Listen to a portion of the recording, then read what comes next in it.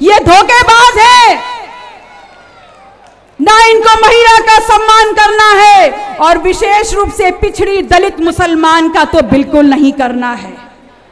मुसलमान का 100% वोट तो चाहिए, लेकिन मुसलमान का मां बोलने में भी इनकी जबान हकलाती है। ये है सच्चाई इनकी। और जब इनकी जबान हकला रही है तो फिर मुझे जरा ये बात बताइए कि ये क्या सोच रहे हैं और क्या समझ रहे हैं। एक ऐसे धोखेबाज गद्दार सेनापति से लाख गुना बेहतर है आप एक ईमानदार सेनापति को चुनने का काम कर दें, जो कम से कम आपके दुख और सुख में आपके साथ खड़ा तो होगा। क्या गलती थी हमारी? सिर्फ इतना ही तो कहा था कि अगर 3 राज्यसभा की सीट आपके पास है, आप 3 लोगों को नामित कर सकते हैं, तो पिछड़ा दलित मुसलमान की महिला या आम आदमी क्यों नहीं हो सकता? तो इन्होंने क्या कहा?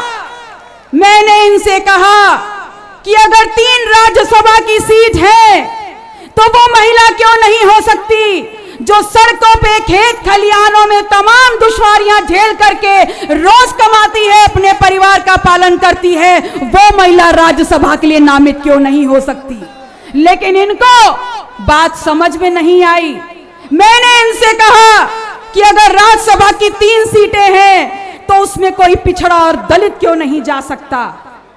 तो इन्होंने मुसलमान महिला को सम्मान देना इनको नागवार गुजरा, और दूसरी तरफ जिसने पिछड़ों का 3 स्तरीय आरक्षण छीनने का काम कर दिया, ऐसे सरकारी बाबू को नामित करके राज्यसभा में भेजने का काम कर दिया। ये धोखेबाज है। ना इनको महिला का सम्मान करना है और विशेष रूप से पिछड़ी दलित मुसलमान का तो बिल्कुल नहीं करना है। मुसलमान का 100% वोट तो चाहिए, लेकिन मुसलमान का मां बोलने में भी इनकी जबान हकलाती है। ये है सच्चाई इनकी। और जब इनकी जबान हकला रही है तो फिर मुझे जरा ये बात बताइए कि ये क्या सोच रहे हैं और क्या समझ रहे हैं। ये सोच रहे हैं कि दूसरी तरफ आप देखिए, यहीं पर कांग्रेस के नेता राहुल गांधी आए थे, उनके साथ उस यात्रा में हम भी थे, आप सबने देखा होगा।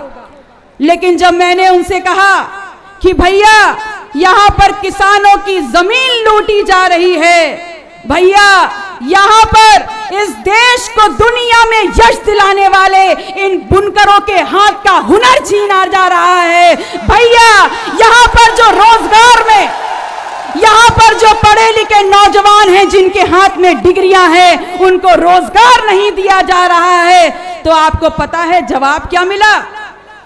जवाब आप सबने सुना। यहां पर लुटती हुई किसान की जमीन नहीं दिखाई दी उनको, यहां पर बुनकरों की भुखमरी और लुटता हुआ उनका यश और हुनर नहीं दिखाई दिया उनको, यहां पर लुटता हुआ नौजवानों का रोजगार नहीं दिखाई दिया उनको। अगर राहुल भैया को कुछ दिखाई दिया तो उनको चंद मुट्ठी भर लोग शराब पीने के बाद हिलते दुलते सड़कों पे नजर आ गए। ये है असलियत। और उनको ये दिखना किसानों की लुटती जमीन, बुनकरों की भुखमरी और नौजवानों के रोजगार से बहुत ज्यादा अहमियत रखने वाला और राजनीतिक अहमियत रखने वाला दिखा। क्या समझते हैं ये लोग कि आपको लूटते रहेंगे और अपने बीच में ये बातें करते रहेंगे कांग्रेस और समाजवादी पार्टी के लोग कि घेर लो, एक हो जाओ, घेर लो इन मुसलमानों को, कहीं भागने ना पाए। क्या समझ रखा है? ये मुसलमान मुर्गी है क्या कि पकड़ लोगे, काट लोगे और पका के खा जाओगे?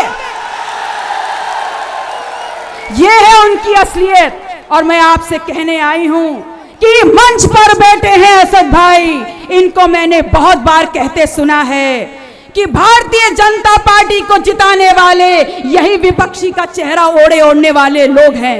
वरना क्या कारण है कि जब पूरा का पूरा मुसलमान, बहुत पिछड़ा और दलित आपके साथ लगातार 2014 में, 2017 में, 2019 में और 2022 में खड़ा रहा, ये हार कैसे गए? इस बात का जवाब आपको ढूंढना है। और आपको पता है इस बात का जवाब क्या है? इस बात का जवाब इतिहास के पन्नों में दबा हुआ है। इतिहास की एक बहुत मशहूर घटना है, बहुत मशहूर युद्ध है, शायद आप में से बहुत से लोगों ने सुना हो, प्लासी का युद्ध। वो युद्ध जहां पर नवाब सिराजुद्दौला, जिनके पास 18,000 की पराक्रमी सैनिकों की सेना थी, वो लड़ाई लड़े बिना ही 350 सैनिकों की सेना रखने वाले ईस्ट इंडिया कंपनी से हार गए। पता है क्यों? ऐसा नहीं था कि ईस्ट इंडिया कंपनी के वो 350 जो सैनिक थे बड़े काबिल थे, पराक्रमी थे। असलियत तो ये थी कि नवाब सिराजुद्दौला का एक एक सैनिक 100 पे भारी था। लेकिन उसके बावजूद नवाब सिराजुद्दौला हारे, 18,000 सैनिकों की सेना हारी। पता है क्यों? क्योंकि कमजर्फ सिराजुद्दौला का वो सेनापति मीर जाफर बिक गया, वो निकल गया दलाल। तो मैं आपको कहने आई हूं, आप सबका आह्वान करने आई हूं कि बार बार ये कमजर्फ गद्दार मीर जाफर को अपने वोटों की सौदेबाजी करने का अधिकार मत दीजिए।